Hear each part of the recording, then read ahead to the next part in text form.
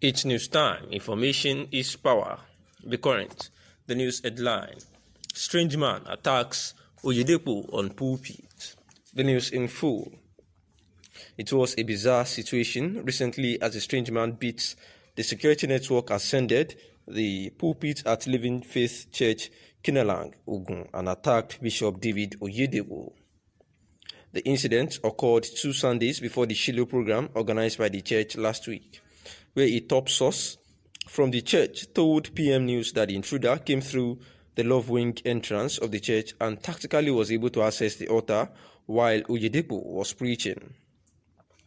There was a lapse in security as a huge crowd at the 4th service saw the strange man in white suit made his way to the altar, and a video obtained by PM News, the man held Bishop Oyedepo on one of his legs and was dragging him and would have brought him down before the security officers quickly intervened.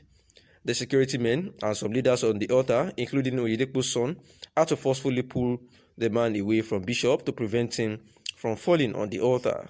The man was bundled out of the church and was given the beating of his life by Oyedepo security operatives, and since that ugly incident, security had been beefed up in the church and it was tighter at the just concluded ssêåt. The security operatives who were on duty when the incident occurred have been changed with immediate effect. And the military in their fight against insecurity, the Niger State governor had actually, the army staff is busy bracing himself, and the Niger State governor has cried out loudly that Boko Haram and ssêåt fighters have taken over Shiroro and Bogu Forest, saying that no statement from the military is reassuring these days, and any insurgent group that has set eyes on this forest, of course, as the federal capital as its ultimate objective. So nobody is safe, not even the president of the nation. And he was asked how long, this kind of thing will continue, because it appears that the federal government is out of ideas and they do not know what to do, and they do not want to admit it. And the major problem is that they are living in self-denial. Asked again a few days ago, the revered spiritual leader and Sultan of Sëcrët said that the north is now a killing field. How did that melancholic statement come to you, and has the situation come to stay, or do you hope that when Buhari leaves in 2023, the situation might change? And responding, the NABA ex-rep of speaker says that the problem is nationwide, but there is no guarantee that any change of government will contain the situation until the political leaders change the way they handle public affairs, saying that this is because it is the mismanagement of governance and maladministration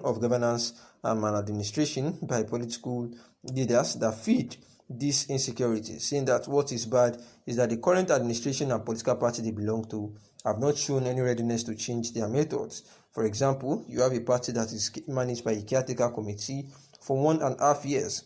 And this is a party that has produced the president, which becomes which means that the president is condoning all the unpalatable things within the party. We know that the All Progressive Congress (APC) is characterized by many factions. In many states, there are 2, 3, or even 4 factions, and this has arisen on account of the way and manner that the party is being mismanaged. They are mismanaging their political party while they are battling to solve the problems of their party. How do they concentrate on governing the country? But whatever party in power is not a guarantee that this security situation will just stop. The polity, which consists of political parties and all other institutions, should organize to manage the country in a manner that people will enjoy security.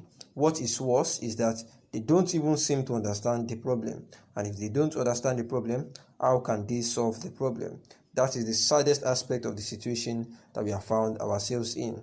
And when further asked about the issue of the president declining assent to the electoral bill, including the direct primaries, which has dominated public discourse recently, asked about his take on what is his view on the fact that the majority of Nigerians were for direct primaries, he says that honestly he is heartbroken that the president refused to assent to the bill, and he does not have any valid reasons for refusing to assent it, other than the fact that he has vested interest in what happens in the party and country in the next general election.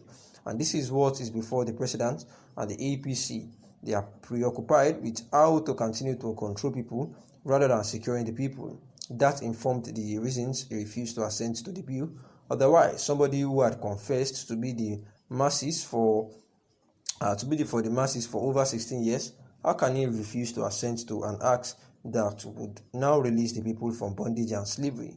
This is because Nigerians have been enslaved by their political parties and political operators because of the lack of doing direct primaries. And this is the only thing that would unblock the people from bondage. So what is it running away from? Some people are alleging that it is because it is costly, but isn't it costlier not to have direct primaries, which would lead to good governance? When you adopt direct primaries, people would now begin to elect candidates that they like, unlike a situation where you only allow delegates to vote. I believe that no price is too much to pay for having good leadership, and it is not only when you people allow freedom to choose that you begin to see who are good and those that are bad. It is very disheartening that the president refused to assent to the bill, and he did not have any excuse to have not signed it into law.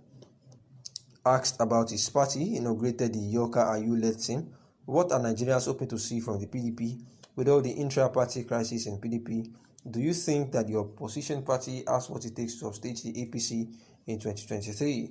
And his response is that with the emergence of Dr. Yoka Ayu as the national chairman of the PDP, says that he believes that a lot of things will be done to strengthen the party. And once the party is strengthened and people become more aware of their responsibilities and their operators, they respect internal democracy within the party, says that he believes that party would have been reset to face the task, facing the country. And as per the position on the North retaining power in 2023, against the backdrop of the overwhelming call by the Southerners for power shift of the region, says that as far as he is concerned, that any Nigerian who has the capacity and ability, irrespective of where he or she comes from or aspires from to be the president of this country, neither the North nor the South has the monopoly of producing a president.